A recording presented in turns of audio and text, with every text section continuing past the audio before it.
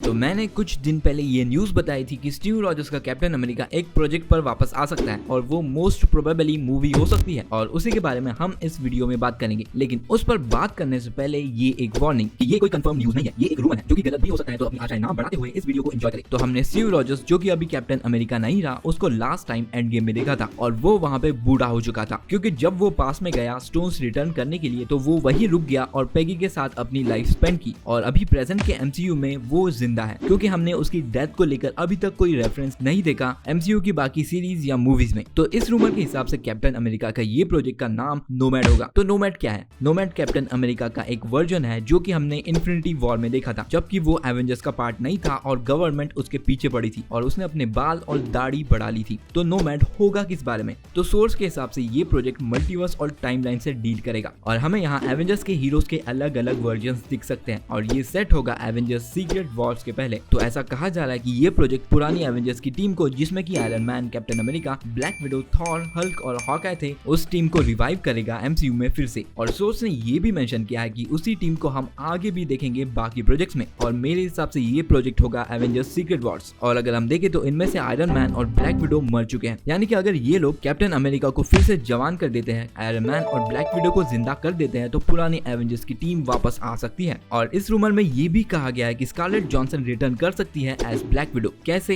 ये मेंशन नहीं किया गया। वैसे इससे पहले भी ये न्यूज आई थी कि स्कारलेट जॉनसन की बातें चल रही है केविन फाइगी से मार्वल में रिटर्न को लेकर, तो हो सकता है कि वो कुछ मल्टीवर्स का टोटका लगा के उसको जिंदा कर दे। और इस रूमर में ये भी मेंशन किया गया है कि ब्लैक विडो इस प्रोजेक्ट के अलावा भी बाकी प्रोजेक्ट में दिखेगी। फिर ये रूमर कहता है कि हमें यहाँ ब्लैक विडो और स्टीव रॉजर्स साथ में कुछ काम करते हुए दिखेंगे, लेकिन वो काम होगा क्या? तो सोर्स के हिसाब से ये लोग मल्टीवर्स और टाइमलाइंस को लेकर कुछ करेंगे और मुझे लगता है कि ये काम इनकर्जन से रिलेटेड हो सकता है, क्योंकि मल्टीवर्स सागा में इनकर्जन ही बड़ी बात होगी और अपने एवेंजर्स इसके बारे में कुछ ना करे ऐसा हो नहीं सकता। और फिर आती है बड़ी बात कि हमें इसमें आयरन मैन दिखेगा, लेकिन वो अलग वर्जन होगा, यानी कि जो आयरन मैन हमने अभी तक एमसीयू में देखा उससे ये अलग होगा। अभी इसमें ये कंफर्म नहीं किया गया है कि ये आरडीजे होगा या नहीं, लेकिन इतना बताया है कि ये एक अलग वेरिएंट होगा आयरन मैन का। और ये भी कहा गया है कि ये फर्स्ट टाइम होगा जबकि हमको कोई आयरन मैन का वेरिएंट फर्स्ट टाइम दिखेगा सीक्रेट वॉर्स के पहले। अभी इसमें मल्टीवर्स आयरन मैन कौन प्ले करेगा ये तो मेंशन नहीं किया गया है, लेकिन ये कहा गया है कि RDJ, Chris Evans, Scarlett Johansson contact में है मार्वल के अपने रिटर्न को लेकर। तो ऐसा हो सकता है कि हमें आरडीजे के आयरन मैन का रिटर्न यहाँ पे टीज किया जाए या फिर वो multiversal variant of iron man RDJ he play करे। और इसकी रिलीज डेट को लेकर ये कहा गया है कि ये बहुत ही जल्दी शूट होगा और जल्द ही से रिलीज होगा। तो ये हो गई रूमर की बात। अब बात करते हैं कि मैं इस रूमर के बारे में क्या सोचता हूँ।